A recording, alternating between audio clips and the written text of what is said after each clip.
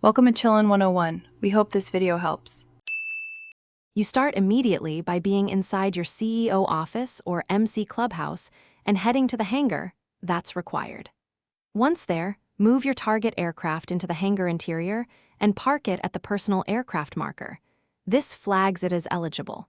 Make sure you have a secondary aircraft to swap if needed and enough GTA dollar for fees. You do this because the game only updates ownership when the aircraft physically occupies the personal slot inside your hangar space. Once inside the hangar workshop, open the interaction menu and pick the personal aircraft option. This is where the swap happens. You will select the aircraft you parked and choose swap or replace with your own model. Confirm each prompt. Keep an eye on the save icon or small delay.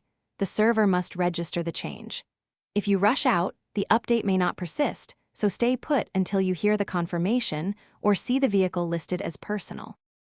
Finish by leaving the hangar area and verifying in your interaction menu that the aircraft now shows as personal. This proves success.